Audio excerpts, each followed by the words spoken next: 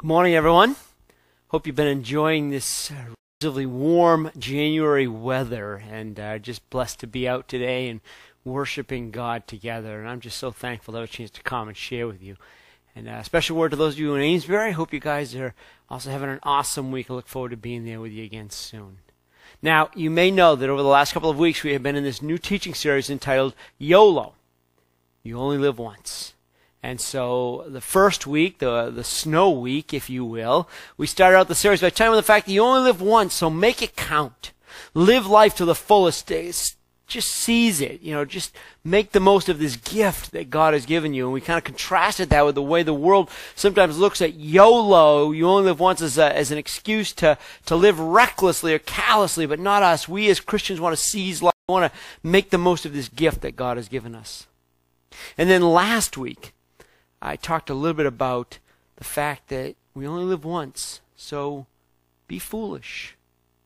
Now, I know that seems to kind of be an odd thing to say, but actually what the scriptures tell us is that the wisdom of God is foolishness to the world. And so sometimes as followers of Christ, we have to take the risk of maybe even looking foolish to the world in order to pursue this Jesus that we love, this faith that we have been given.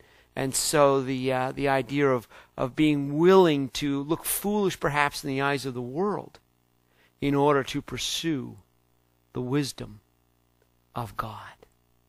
Now today we're kind of looking at the flip side of last week's, whereas last week we talked about you only live once, so be foolish, be willing to look foolish.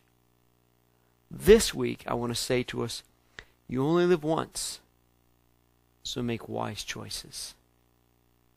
Now, this is an area that I think we have greatly undervalued in our world. In fact, I really think we've gotten to the point of really missing the mark on this. I think, personally, I consider to be wisdom one of the most undervalued treasures of our life.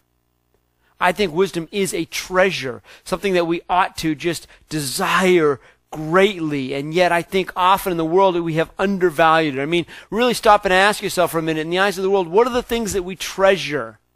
What are the things that we hold precious, if you will? Even for us as believers, even for us as followers of Christ, certainly we would say, well, we treasure Jesus. We treasure knowing Christ and our faith. So certainly, yes, that is a great treasure in our life. We treasure our family. We treasure our friends, those relationships that we share that are so important to us, so meaningful to us. Sometimes if we've had periods of sickness, we come to a point where we treasure our health. We are genuinely thankful for those days when we are feeling well and healthy. If we're honest, we probably have to acknowledge that we treasure our possessions. There are certain things that we own, that we have, that we treasure, that we consider to be valuable and precious. And in some cases, we treasure our positions or our vocations or our roles, our authority, our power, prestige, any of those kinds of things as well. The reality is there's a lot of things in life that we treasure. And sometimes I think we've missed one that is great and valuable. Some of you are probably familiar with the story of Solomon. He was the third king of Israel, son of David. And as he took on the role of king, he recognized that there was much that he was lacking. And so there comes a point in the story in 1 Kings chapter 3 where he has worshipped in a way that is pleasing to God, and God says to him, ask anything of me, and I will give it to you. And Solomon says to him, Lord, I am but young. I'm like a child. And yet I have this great responsibility to govern these people. All I ask for is wisdom. Give me the wisdom. Give me the discernment, the insight to lead well these people that you have entrusted to me. And God is exceedingly pleased with Solomon's request that of all the things he could have asked for, health or long life or power or victory over his enemies or well, whatever, of all of that he chose to ask for wisdom. And so God is pleased to not only give him that wisdom that he seeks, but all the other blessings of life as well. And you know, I've heard that story so many times, and I've often wondered to myself, if it were me.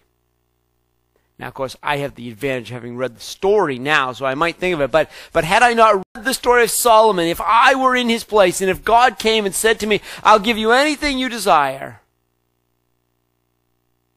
what would I have asked for? Would I have answered in the same way Solomon did? Honestly, I think I might have said, Lord, you know, help me to be happy. Help me to be effective. Help me to be wealthy even, or rich. I mean, in the world, when we ask these questions, if you could have anything at all, what would it be? If we could go around just in culture and just ask people, stop at the shopping mall and just ask people, if you could have any one thing, if you could ask of God and God would give you anything you desire, what would it be? I mean, truthfully, there are people who would say, I ask for riches and wealth. There are some who would say that I ask to be powerful and influential. There are some who would say, I want to be famous. You know, those that have this desire to be a rock star or a movie actor or something like that. And then some of the more reflective might say, oh, Lord, I just want to be happy in life. Or I just pray that you bless me with a long life and good health. Or the romantic type might even say, Lord, I just pray that you'd give me someone in my life that I can love and who loves me. And you know, those are all fine answers. Those are all answers that many of us might offer. But the reality is, I think we've missed out on the one. That request for wisdom. That God would give us in our lives insight. I mean, the reality is, making wise choices impacts all of those areas. All of the things that we might pray for, riches or fame or happiness or family or health or love, all of those things, honestly, are impacted by our wisdom. If we have the wisdom to make good choices, all of that can be positively or negatively impacted. I saw a show recently.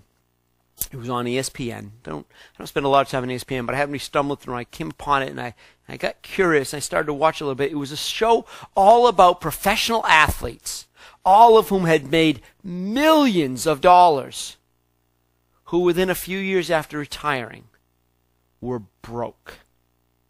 And these were well-known people I recognized. And they were honestly sharing their stories of what had happened. And people that they had trusted, perhaps investors or business decisions or things like that. And in every case, somewhere along the way, they made an unwise choice. And it impacted their entire life. My guess is we've all known situations of husbands or wives who had a loving spouse, beautiful family, children that loved them, who lost it all because of an unwise choice. It's tragic. It's heartbreaking to watch that happen. And probably all of us know people who are regularly unhappy greatly because of the choices they themselves have made, that they often make decisions and choices in life that are unwise, and because of it they always seem to be in struggle. They always seem to be unhappy, or they always seem to have hardship because they are making unwise choices. And we've probably all known people who are unhealthy, who have been burdened with sickness because somewhere along the way they made unwise choices. You see what I'm saying here? The reality is this wisdom that we often push aside as not being all that important or significant actually impacts every area of life. The choices we make, our ability to make wise choices, I consider to be one of the greatest blessings of our lives. If we have that ability to choose well, to choose wisely. Like that clip from the Indiana Jones movie where he has to choose the Holy Grail. And he says to him, choose wisely. One choice brings life, the other death. So choose wisely. Our ability to choose wisely can bless our lives immeasurably. And yet an inability to choose wisely, to make good, wise decisions in life, can set our lives on a path to ruin. And so I personally think this is a tremendously important thing, and yet wisdom seems to be this treasure that we often fail to value. We just don't seem to chase after it. We don't seem to hold it in as high esteem as we ought to. We don't think of it as highly as we could. And I'm not sure it's always been that way. And I'm not sure it's that way in every culture. But I think in modern day America, we have come to discount the value and importance of wisdom, of making wise choices. I think there probably was a time, even in our own nation, when we held in higher esteem wisdom and those who were the bearers of wisdom. And I certainly know that there are other cultures, certainly in Eastern cultures, where the value of wisdom is high. It's highly regarded. But I think for us in America, in modern day, I think we've sort of traded certain things, substituted certain things in place of wisdom. I think there are other things we've sort of held in higher esteem and chased after with greater emphasis. I think, for example, we value innovation. That which is the newest and the latest. We hunger for that. We have a desire for that. We want to live our lives often on the cutting edge of things. We want to be early adapters often. We desire those kinds of things. Or we desire relevance. We want to be young and hip and cool and popular. And we want to know what's in and all of that. And that's a high value to us. And in our society, particularly in the internet age, we place a very high value on knowledge. What we know, what information. We're living in the information age, what information we have access to, and our ability to reach it and get to it and claim it is high value for us. We value knowledge, and often I think we've confused knowledge and wisdom. And see, knowledge really is information. Wisdom is knowing how to apply that information, what to do with that information. So often what I'm seeing is that in our world, even in the church world, we have sought after innovation and relevance and information in exchange for wisdom instead of wisdom. Now, those are good things. I do think the church needs to be relevant. I think we want to be able to reach our culture with the good news of Jesus Christ. And certainly, I like innovation. I like technology, and I think that's great. And I read a lot, and I value knowledge. But what I'm discovering is that none of that can take the place of wisdom. That wisdom, knowing how to use those things, knowing how to apply those things, is where it really matters. It's what really makes the difference in life. Several years ago, I read a book by Andy Stanley. I don't know if any of you know Andy Stanley. He's written several really good books. He's Dr. Charles Stanley's son. He's got a church of his own down in Alpharetta, Georgia, North Point Church. Great ministry, doing awesome stuff. Well, Andy Stanley wrote a book a number of years ago called The Greatest Question Ever. And the first 2 or 3 chapters, he doesn't tell you what the question is. He just kind of hypes it. Talks about how important it would be to know what the greatest question ever is. And he builds up to it, and he builds up to it. And finally, several chapters in the book, he shares with us, this is the greatest question ever. Do you want to know? The greatest question ever, Andy Stanley would say to us, is, what is the wise choice?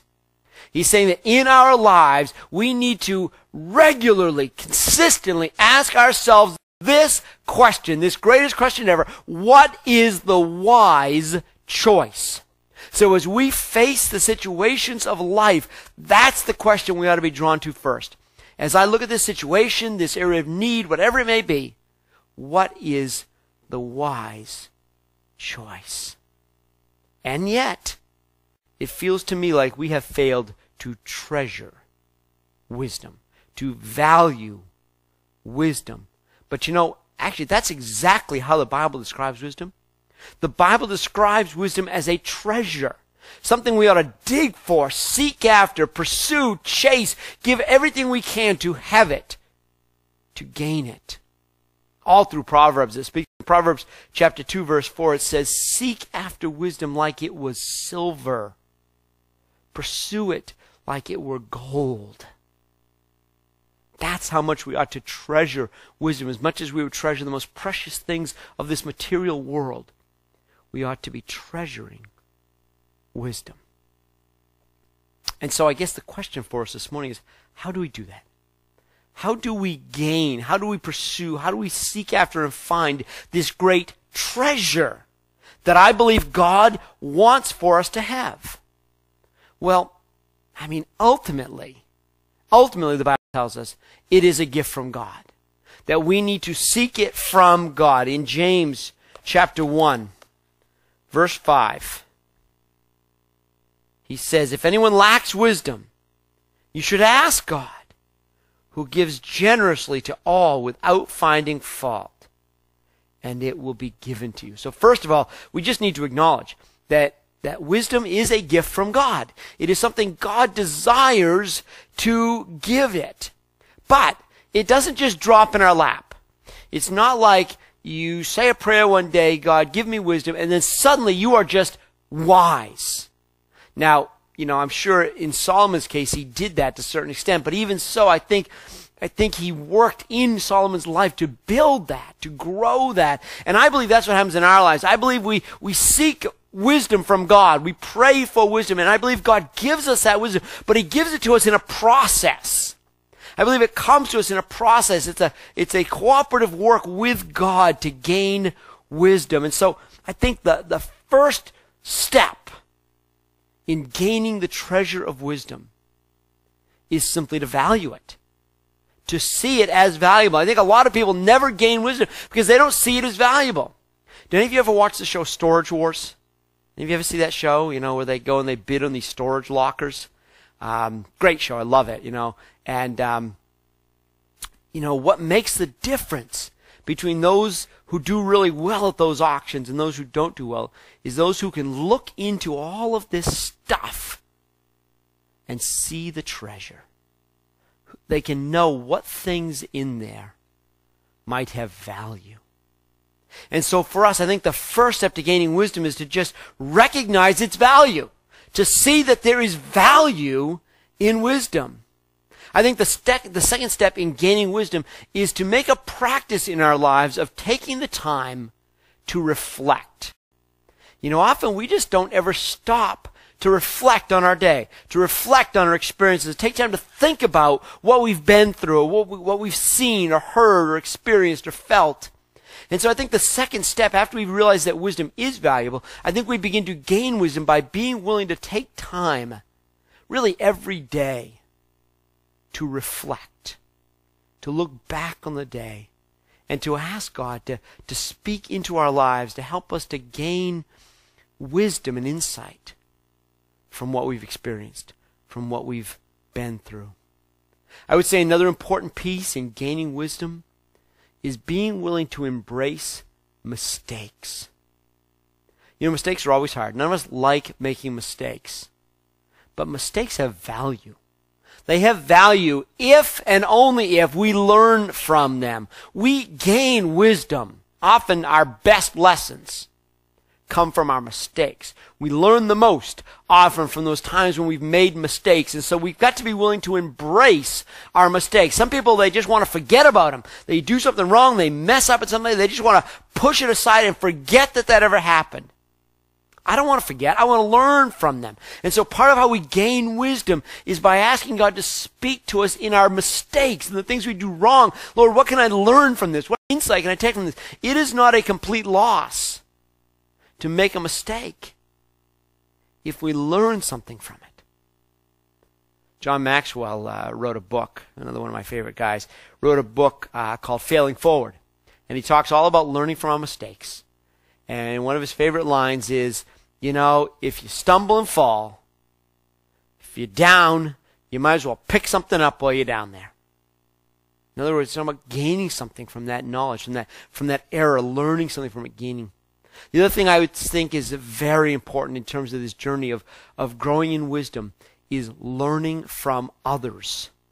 We don't have to experience everything ourselves. We don't have to have gone through it all on our own. We can learn from others. We can stand on the shoulders of those before us. Okay, we can learn from the generations that have passed. We can learn from the mistakes of our friends and neighbors. We learn something from others. So we need to be observant of others and be willing to learn from others and not have to experience everything on our own. I think another important step in gaining wisdom is to spend time in wise company. And see, I think this is one of the areas where we've struggled. I think because we've gotten to a place where we don't value wisdom the same way we once did or in the same way they do in other cultures, I don't think we always see the value in spending time with people who have had a lot of life experience and who through that have gained wisdom. In this culture, we're so enamored with the young and the fast and the new and the innovative that we overlook often the seasoned and the wise. And I just think that's a tragedy. I think we are losing a great gift when we don't spend time in the company of those who are wise, those who have experienced life. And so once we begin to gain wisdom, once we begin to do some of these things that help us to build wisdom in our own lives, the next step is to actually use it, to apply it. I mean, I don't know if any of you have ever had this experience, but have you ever done something kind of stupid, actually, and afterwards said to yourself, and I knew better? You ever done that? And I knew better. I can't believe I did that. I knew better. Well, that's because we have wisdom, then we fail to apply it. We've learned things, we've experienced things, but then we fail to use them. We fail to draw on them. And so the other piece of this is not only how do we gain the experience and what have you that allows us to have wisdom, but how do we then apply that wisdom in our lives? And I would suggest a few things. One of the things we need to do to apply wisdom well is we need to slow down. Far too often, I'm as guilty of this as anybody. Far too often we are moving too fast, trying to think too quickly, trying to respond in the moment too rapidly. And so we fail to apply the wisdom we've gained.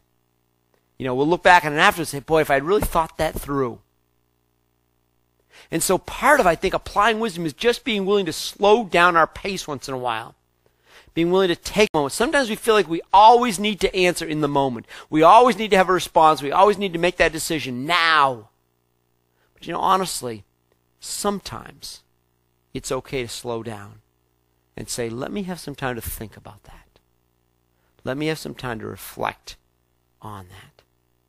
Secondly, as you are facing things in life, as you're going through certain circumstances, you need to stop and ask yourself the question, what is the wise choice here? I think sometimes we don't make wise choices because we're just not asking the right question. We're not ever really asking ourselves, is this the wise choice? Is this the right path? And then I said, we ought to spend time in the company of people who are wise. Well, beyond that, I think we need to intentionally seek godly counsel. I think we need to look for opportunities to reflect with people who are wise, people who have experienced more of life than we have, and intentionally ask it. Now that takes humility. We need to humble ourselves enough to acknowledge that we don't necessarily have all the answers. We need to be willing to ask, and we need to be willing to sit long enough to hear the answer. And so we need to seek and respect and accept godly counsel. And then the final thing I would say is we need to leave room for God to answer. See, I think sometimes we seek an answer. We maybe ask, what's the right thing here? What's the wise thing? We even ask God. But then we don't give God room to answer. I can't tell you how many times I've had an experience, I'm trying to get better and better at this, where I had an important decision and I felt like I had an answer, but I chose to wait and not respond perhaps to the person or into the situation right away. And over time, God began to reveal to me a different answer.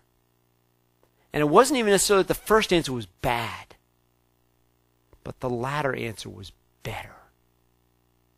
And I never would have had that. I never would have gotten to that answer if I had not given time for God to reveal it. And, invariably, God would just put a person or a situation or an event or something in my path after I'd asked the question.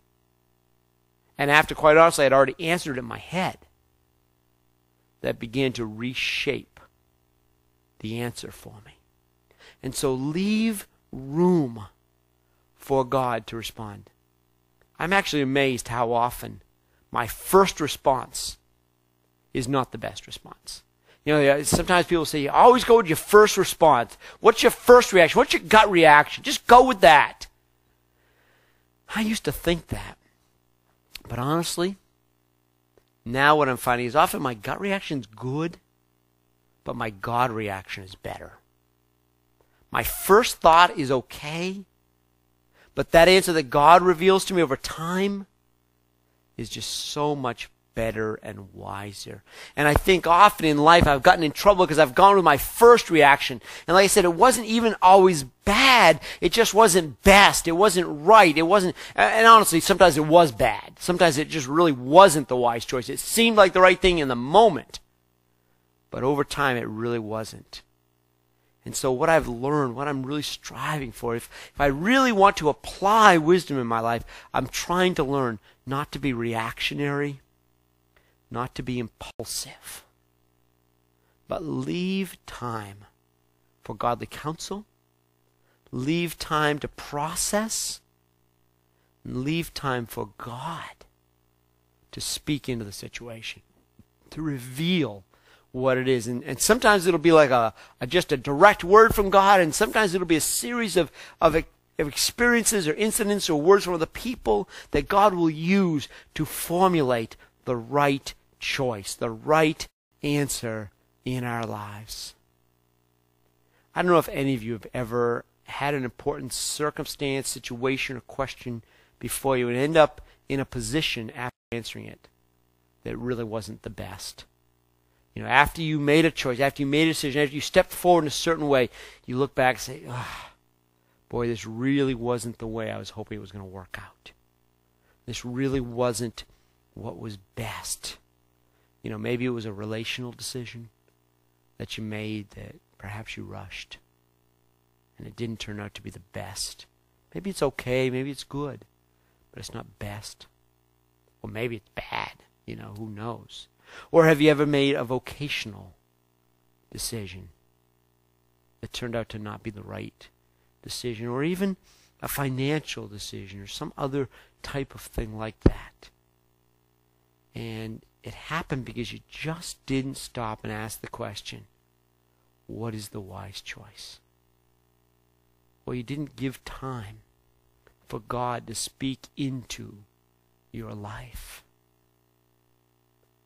I want to say to us this morning that this treasure that we call wisdom is something we need to hunger for, we need to desire.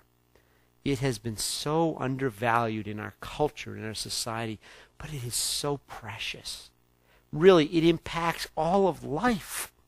If we can get to the place where on a consistent basis we are making wise choices, I promise you every aspect of life will be better. You only live once, so make wise choices. I promise you, it'll make all the difference.